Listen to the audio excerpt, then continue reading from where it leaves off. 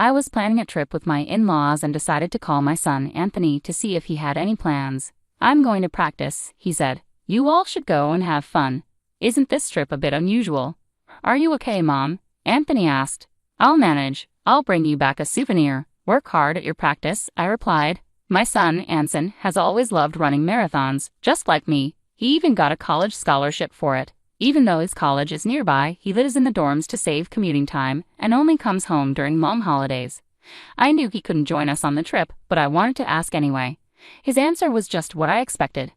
"My name is Flora. I'm 46 years old and work full-time. My husband, Steve, is 4 years older than me and used to be my boss. He's a capable man, and I respect him. After we got married and had our son, we were a happy family. But over time, our relationship started having problems. The main reason was my husband's parents, especially his mom, who didn't like me from the beginning and often bullied me. At first, Steve defended me because we lived far from his parents, so we didn't see them often. But when Ensign wanted to attend a high school near my mom's house because of his love for marathoning, things changed. I was the one who got him into running since I used to run marathons and still do sometimes. I was happy he enjoyed running like me, so I convinced Steve to move closer to the high school Anson wanted to attend. Steve applied for a transfer at work so we could move, and Anson got into a good university because of his high school, so it worked out well. The day before our trip, Steve said, "Go get the rental car tomorrow morning and pick up my parents on your way back." I was confused and asked, "Why am I the one renting the car? What are you going to do?" "I'm exhausted from work, so I'll sleep until the last minute. Once you pick up my parents, come back and I'll drive from there. It's on the way to where we're going anyway," Steve explained. I understood his reasoning, but I was also very tired. Even though we both worked similar hours, I did all the house chores. When I thought about it, we used to share chores equally. But since moving closer to his parents, they started visiting often, and the balance shifted. Whenever his mom saw Steve doing chores, she strongly disapproved. "Housework is the wife's job. The breadwinner shouldn't do it. Isn't that right, Flora?" Steve's mom would say, giving me a stern look, and I would nod in agreement. This kept happening until Steve stopped doing any chores at all. While it was partly Steve's fault, I felt his mom influenced him a lot. Steve even started repeating what his mom would say, agreeing with her views. I am sometimes the breadwinner in our family, but it felt pointless to try to fix things, and I didn't have the energy to even try. Steve had changed a lot in the past few years. His work performance seemed to be getting worse, and he often took out his frustrations on me. I realized that arguing back only caused more problems, so I decided to just accept the situation. It seemed like the least stressful way to live. I thought about divorce sometimes, but I worried it might hurt our son's chances of getting into college if we became a single-parent family.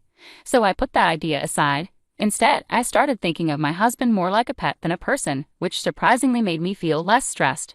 Eventually, I realized that getting a divorce wasn't worth the effort, and that's how I ended up where I am today. I agreed to this trip because it was to a resort I really loved. I knew I could have a great time even if I ended up doing things alone.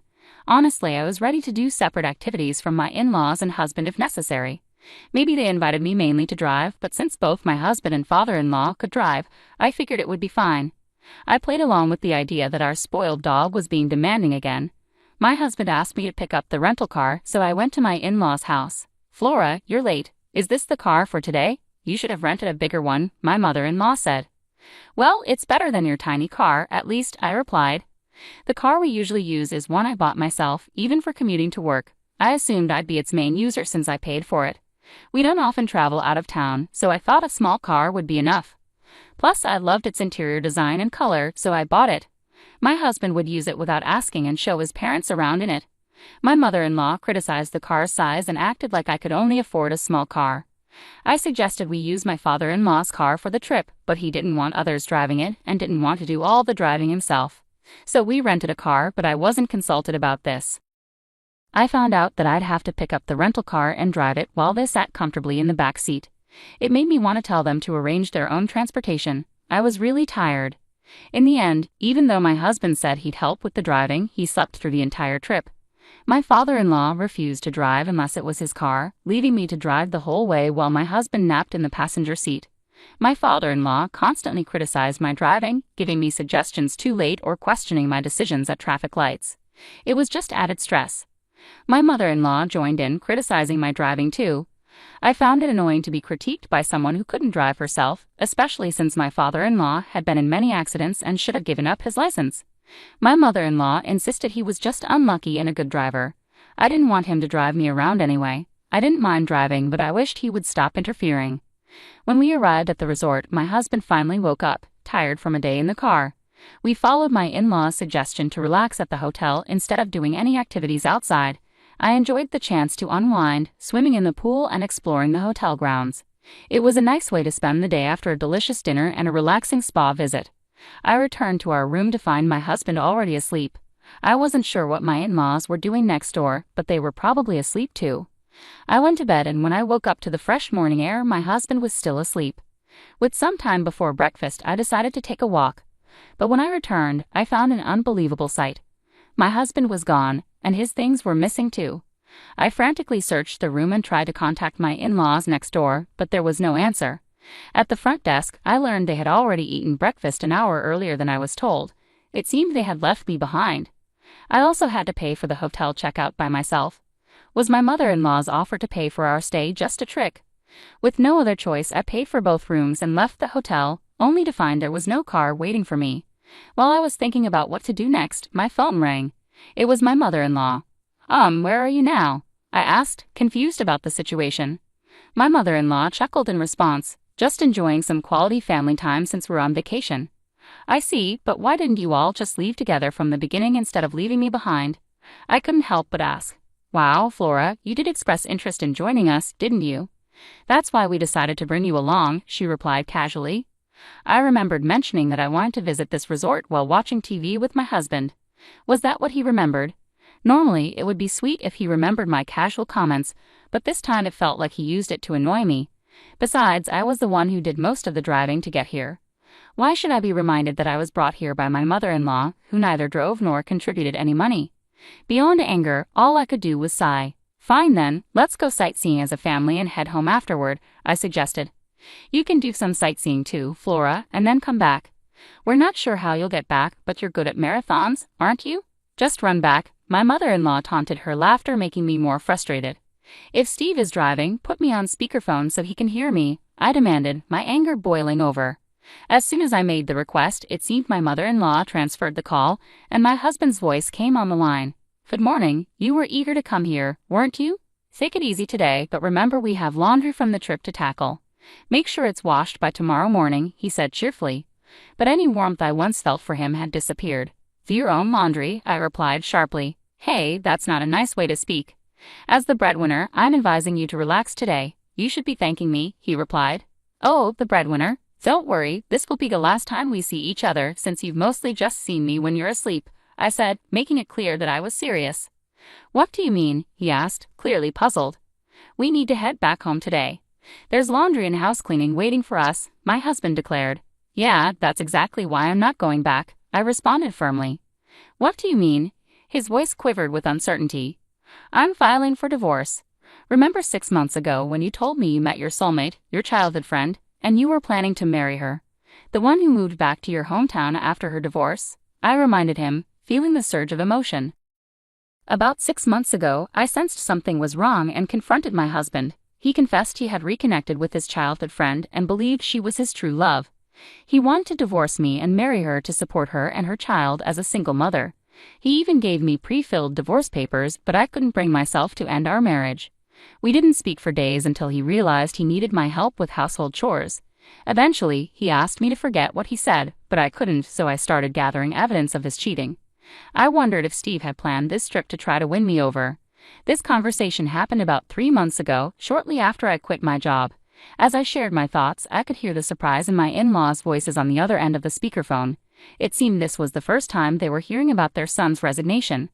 "I remember when you said you were leaving your job. I was worried about you finding a new one and disagreed with your reasons, didn't I?" I continued, recalling the exchange. "You were confident and assured me you'd find a new job quickly. Yet here we are, and you've only managed to secure a part-time position. I can't help but wonder when you'll find something more stable." As Steve remained silent while driving, I took the chance to share my thoughts. "I've been imagining you as a dog to cope with the stress, but then I realized I might as well get a real one," I said firmly. "So I'll be filing the divorce papers. Enjoy your family vacation." My in-laws were shocked, and my husband tried to say something, but I hung up the call without a second thought. I decided to enjoy sightseeing before heading home, and I explained the situation to my son over the phone. His response was simple. "I told you so." While his reaction was expected, it felt a bit lighter than I anticipated, given that he already knew what was going on. When I returned from the trip, I didn't go back home. Instead, I put my sons and my belongings in a self-storage unit, just in case. With only the essentials, I went to a real estate agency. The sales representative, who I had become friendly with and shared drinks with a few times, greeted me warmly. She was from my generation, so she was easy to talk to. Over drinks, I had told her about my husband and in-laws and asked her to let me know if any properties became available. That day, I signed a contract for my own place. Having a new home made me feel relieved, and I went to the city hall to submit the divorce papers, which went through without any problems. Finally, I returned the many calls my ex-husband had made. "Hello," I began, keeping my voice steady. "The divorce papers have been accepted. We are now officially strangers." My husband's panicked voice came through the phone. "Are you serious about the divorce?" I ended things with her. "It's just you now. You didn't like me looking at other women, right? Well, now I'm only focused on you. Please come back without any worries." But his words only made me feel disgusted. "What are you talking about? I never tried to please you in the first place. And you didn't end things with her, did you? You were dumped because you couldn't find a job and had no money, right?" It turned out my husband's mistress was acquainted with the sales representative who helped me find my new place. What a small world. She had listened to my husband's mistress's complaints about him, saying she was his current girlfriend. Apparently, after he quit his job and started working part-time, she saw no reason to stay with him and ended things. But a fling is just a fling. I'll definitely be seeking compensation. That's correct. Even though they split up now, he still cheated, and there's evidence. Compensation. I already told you, we broke up. It's just you now. I could only let out a sigh. "So, you're saying that now you're single, you're considering another affair. I don't care what you do, but I'm done being taken advantage of. You didn't even notice your things were missing from the house because you didn't care, did you? I'm not coming back, so throw away whatever you don't need." With that, I ended the call. Even after this, my ex-husband kept calling me, and my former in-laws reached out too. But I have no intention of going back to that house. My ex-husband still hasn't found a job, can't afford the rent, and has moved back in with his parents. Meanwhile, my ex-father-in-law continues to drive recklessly and recently crashed into a neighbor's fence with my ex-mother-in-law in the car. Thankfully, no one was injured, but they didn't have property insurance and had to borrow money to cover the repair costs. All of this was detailed in an email my ex-husband kept sending me. I find his misfortune somewhat amusing. While I don't respond, I haven't blocked his emails either, quietly enjoying the spectacle. After moving to a pet-friendly property, I got a small dog and found that I enjoyed caring for a pet more than I did for people. My son, worried about me being alone, has started visiting on weekends, a change from only coming during long holidays. Each day now feels fulfilling. Maybe this weekend I'll visit that resort town again for the first time in a while. "Hello, I looked in my wallet and couldn't find my credit card. Do you know anything about it?" "Oh, you noticed already. I thought it might take you a bit longer, considering your age." "Wait a minute. Are you saying you're the one who spent $50,000 without permission? That's outrageous." "It's not as bad as it sounds. It was just for my wife's birthday. I borrowed the card to book a stay in an ultra-luxurious 5-star hotel suite. It costs about $110,000 a night, and we stayed for 5 nights. It was an amazing experience. I'm even thinking of going to another country next. See you later." "Hold on a second. I haven't spoken to my son in 30 years. I raised my 2 boys on my own after divorcing my husband. My younger son has always been there for me, but my older son is a different story. Recently, he came to the house, took my credit card from my wallet, and spent $50,000 at a luxury hotel. His actions are both criminal and heartless. I supported him through everything, but now I can't even think of him as my son." 2 minutes later, I made a decision and called his wife. "Hello, my son is there, isn't he? I've contacted the card company and had the credit card stopped. I'm also planning to report the theft and unauthorized use to the police." After ending the call, I blocked their numbers. I can only imagine their panic and confusion now that the card is stopped. They were planning to travel to another country, so they likely don't have return tickets. They're going to face some serious trouble. A week later, they had no choice but to apologize. "I'm a 65-year-old woman living alone in New York. Since divorcing my husband 30 years ago, I've raised my two sons by myself. I'm retired now and enjoying my leisure time. Mom, I bought your favorite donuts, my younger son said when he visited. Thank you, you didn't have to go out of your way, I replied. My younger son often visits even after moving out. He works for a company with good benefits and can get home on time. He's single, so he stays over if the next day is a day off. It's not that he hasn't become independent, he just worries about me living alone. I can manage on my own, but I appreciate his thoughtfulness. On the other hand, when my eldest son and his wife visit our family home, things never go well. I don't really welcome their visits. Hey, can you lend me some money? We have our wedding anniversary coming up next week, and we're planning a trip abroad. We need some extra funds, my eldest son asked. Why don't you use your own savings if you need money? I suggested. I can't save anything with my salary, he complained. You live in a nice new apartment and just bought a new car. Isn't that the result of your own choices? I pointed out. Please, I'll pay you back. Don't be so harsh, he pleaded.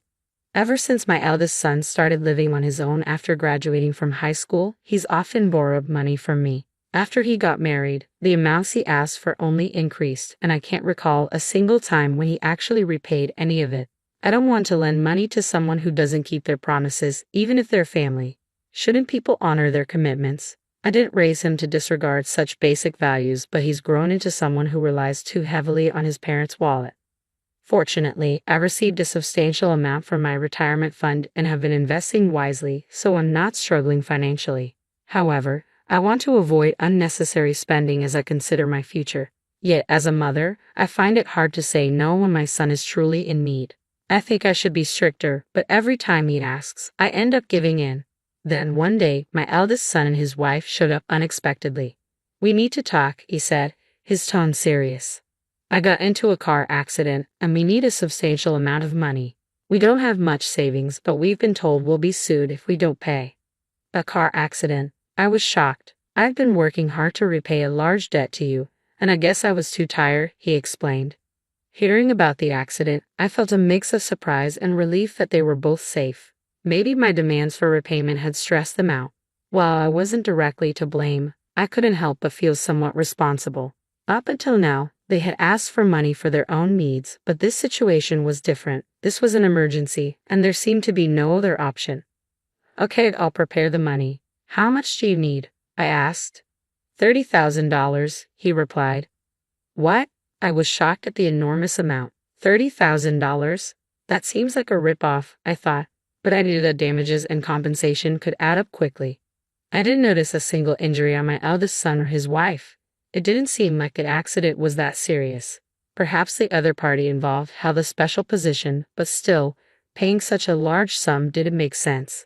Why was it so expensive? The other person was driving a luxury car, and the repair costs are quite high, my son explained. But shouldn't insurance cover the repairs? I asked. We didn't have insurance, so we have to bear the full costs ourselves. We're in serious trouble if we can't pay this amount. Can you help us out? With that, my son and his wife bowed their heads to me, a gesture I'd never seen from them before. They must be truly desperate. I sighed. I guess I have no choice. We're family, after all, and I should help my family in trouble. Reluctantly, I agreed. Okay, I'll arrange the money, but make sure you pay me back. Yes, thank you. Of course we'll repay you, they promised. I prepared the money, considering it a loan. But after that, I heard nothing from my son or his wife. A week passed, and I started to wonder how the situation with the accident had been resolved. Then, when I went shopping for the first time in a while, I reached into my wallet to pay and realized 3 of my credit cards were missing. No way, I thought. I hadn't used this wallet recently, and I hadn't left it anywhere. There were no signs of a break-in at home, and the cash was still there. What was going on? As I panicked, I realized that I hadn't used my wallet or even left the house in the past week.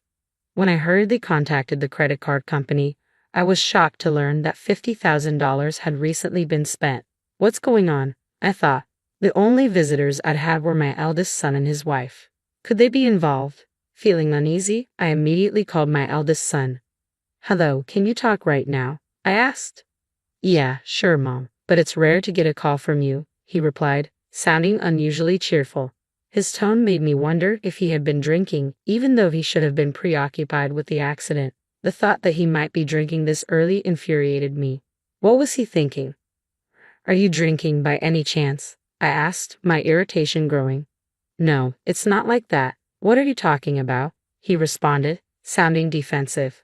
"Have you seen my credit cards? They're missing from my wallet," I pressed, hoping I was wrong. "Oh, you noticed already? I thought it would take a bit longer for you to find out. I'm surprised you caught on so quickly," he said with a smug tone. "What do you mean?" I asked, dread washing over me as I began to realize what he was implying. Could it be that my eldest son and his wife had taken my credit cards without permission? It felt like theft, plain and simple. I didn't want to believe it, but after hearing what he said, I couldn't think of any other explanation. There had been no signs of a break-in, so they were the only suspects. But I never expected him to admit it so easily. I was too shocked to respond at first, but my son continued talking. "We've just been using a bit of your money. Your credit card is really convenient. You know, we're on vacation for my wife's birthday, staying in a top-tier suite. The whole trip, including the hotel, is costing about $50,000. It's nice not having to worry about money." This couldn't be my son. Someone must be impersonating him over the phone. That's what I desperately wanted to believe. But deep down, I knew it was him, revealing a side of himself I had never seen in over 30 years. Betrayed by my own family, my heart broke, and I was at a loss for words. Why would he do this to me? Was he really my son? Oblivious to my feelings, he seemed to be enjoying himself. "You think it's okay to use someone else's credit card without permission? Don't you know the difference between right and wrong? And you haven't even repaid the money from the accident. Why? No report, no repayment, and now you're stealing my cards. It's just unbelievable." The words burst out of me in a wave of emotion. I just wanted him to apologize. One simple word, and maybe I could find it in me to forgive him. But instead of the apology I longed for, I heard his wife's voice on the other end. "Mom, you've saved up quite a bit of money, right? So it shouldn't be a problem if we use a little. Money is meant to be spent, not just saved." "That's right," my son chimed in. "I'm really lucky to have such a smart wife. We're going to enjoy ourselves, so don't contact us anymore." With that, he hung up the phone. A clever daughter-in-law? What does this all mean? Could it be that she's the mastermind behind all of this, manipulating my son? The thought shifted my perspective slightly. But regardless of who initiated it, this was a crime. Using a credit card without permission, even among family, is theft. What were they thinking? Anger surged within me, and it took time to regain my composure. But at least now I had a clear grasp of the situation. I had a plan in mind. After hanging up the phone, I waited about 2 minutes before calling again. This time, my eldest son's wife answered. "Hello? Do you need something? I told you we're on vacation. You shouldn't be contacting us." "This call is a courtesy," I replied calmly. Her dismissive tone didn't faze me. "A courtesy? What are you talking about?" she asked, sounding slightly annoyed. "I've notified the credit card company about the unauthorized use and had the card stopped. Don't be surprised when it stops working," I informed her, letting my words sink in. "You did what? How are we supposed to pay for things now?" she demanded, her voice rising in panic. "Lending and borrowing credit cards is not allowed, and this is clearly unauthorized use. Did you really think I would just overlook it? That's incredibly naive. What do you mean you stopped the card? We need it. We don't even have tickets for the return flight. Call the credit card company right now and get it reinstated, or we'll be in serious trouble," she insisted, her tone turning desperate. If they truly needed help, they could have asked for it humbly like they did during the last incident. But after seeing their true colors, it was clear that any expectation of decency was futile. I wasn't angry anymore, just astonished by their audacity. I ended the call and immediately blocked their number, along with any messages. I had no desire to speak to them again or even see their faces. No matter how much they begged, I couldn't bring myself to help them this time. Then I contacted my younger son. I warned him, "They might cause you some trouble." A week later, my younger son called. "Mom, it's about my older brother. I've decided to pay the money for now, so they'll be coming back soon. But I'm worried they might hold a grudge against you." "Don't worry," I reassured him. "I'll handle it if they come." I knew my eldest son and his wife were likely to blame me, completely ignoring their own actions, but I was ready for whatever came next. I felt guilty about involving my younger son, but but I was determined to be even stricter when they returned. With this resolve, I waited for them to come home. The next day, as I had expected, they showed up. "Mom, why did you do this? Do you realize how much trouble we were in, stranded abroad without a single acquaintance? Have you ever considered how desperate we felt?" They began yelling at me the moment they walked through the door.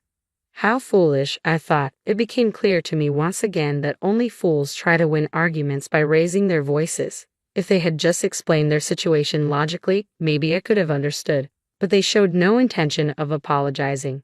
"You always just shout like barking dogs. But honestly, I never expected anything different from you," I said calmly. "You have two choices. Either call the police yourself or repay the full amount right now." "What? Police? What are you talking about? Don't joke with me. You're the one who stopped the credit card and left us in that mess. Shouldn't you be taking responsibility for that?" I couldn't help but wonder what kind of upbringing leads to such a lack of understanding. In over 60 years of life, I never thought I'd encounter people like this, but I was serious. "Do you realize that using someone else's card without their permission is considered fraud against the credit card company? Even if we're family, sharing cards is not allowed. Reporting this to the police will only cause trouble for you. Wouldn't you rather just repay the full amount? You should be thankful I haven't reported you yet."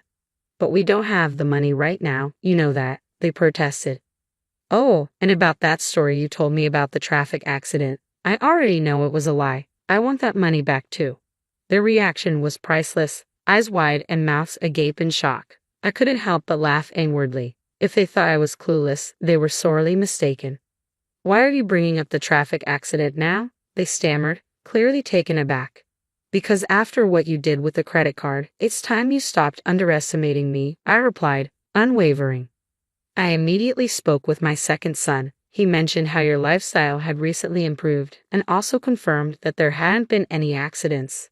Since he lives nearby, he quickly checked and confirmed that the car was perfectly fine. It turns out the whole story was a lie. While it might be difficult to sue my own son, your wife isn't my family, so I can pursue fraud charges against her.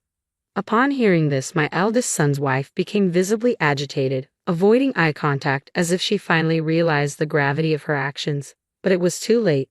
What shocked me the most was that there was still no apology from either of them. They just sat there in silence, not uttering a single word of regret. I was amazed at their complete lack of common sense. "Anyway, I'm demanding full repayment of the money," I continued. "If that's impossible, I won't hesitate to report you to the police. I'll also make arrangements to ensure my savings aren't inherited by you and use this as an opportunity to sever ties." "Wait a minute, we're family. Isn't that a bit harsh?" they protested. "You're adults now, so such childish excuses won't fly," I replied coldly. "If I report this to the police, you'll learn about the harshness of reality." Their feeble excuses only infuriated me more. All I wanted was estrangement and repayment of the money. After making this clear, I drove them out of my house. They tried contacting me several times afterward, even coming to the house to apologize, but I was no longer willing to listen. I contacted a lawyer and began the repayment process. Eventually, my eldest son and his wife seemed to come to their senses and promised to repay the money. "We're truly sorry and promise to repay the money, but it's difficult to pay $55,000 in one go. Could we perhaps arrange installment payments?" "There's always the option of taking out a loan," I responded sharply. "If you sell the car and get rid of your expensive branded items, you can quickly raise the money. Don't make me angrier." Of course, I had no intention of accepting installment payments, and how they borrowed money was none of my concern. They repeatedly requested installment plans through the lawyer, but I refused. Reluctantly, my son and his wife took out personal loans and for the remaining amount, resorted to loan sharks. They ended up losing almost all their possessions except the car, and his wife had to start working to cover the monthly interest payments. The couple, once living lavishly, was now being tormented by the very money they had once squandered. I don't know how long this situation will last, but it's the result of their own actions. It's too late for regrets. They must live with the consequences of their choices. As for me, I'm living happily, even if alone. Life isn't just about money, it's important to live without being misled by it.